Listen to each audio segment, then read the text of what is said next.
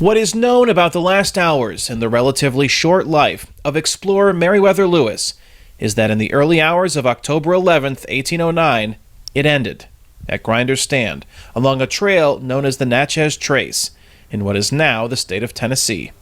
What is not known definitively is how he died. Well, there's a great debate about whether or not Governor Lewis committed suicide, or there are theories that he was murdered. Cameron Sholly is the National Park Service Superintendent of the Natchez Trace Parkway, where Lewis's remains are buried. Most historians believe that he died from his own hands, suicide. Our family believed that he was murdered. Keith Vanstone is a Lewis descendant. He and other family members are trying to solve the mystery surrounding the famed explorer's death. Bits and pieces put together make up a story. So if we can learn just a little bit more, then we'll have a better understanding of him and his times. There was no eyewitness to Lewis's death, no real evidence gathered at the scene.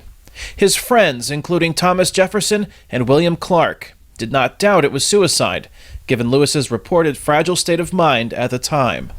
But tales of political intrigue, a murder for hire, or robbery began to circulate many years after his death. The Natchez Trace was one of the most dangerous areas in the country at the time, and Lewis was dressed as a man who had means. He was carrying about $200 with him, and that money was never recovered. Tony Turnbow is chairman of the Lewis County Museum. He believes the only way to solve the mystery is to exhume Lewis's remains. That may be the only way we find out. All the accounts are conflicting. When a commission opened Lewis's grave in 1847, it determined an assassin had killed the explorer. But the National Park Service has denied current requests to exhume the grave. Cameron Sholly says the Park Service is concerned about the precedent it would set and the risk to Lewis's remains.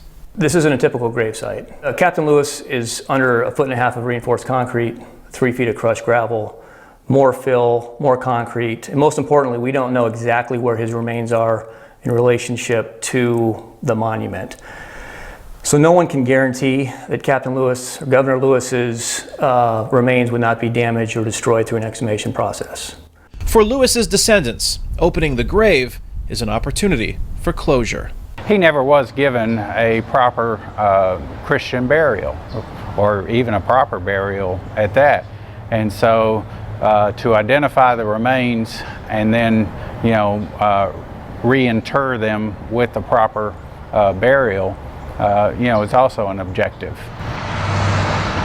The National Park Service is working on a $4 million improvement project at the site, scheduled to open next year.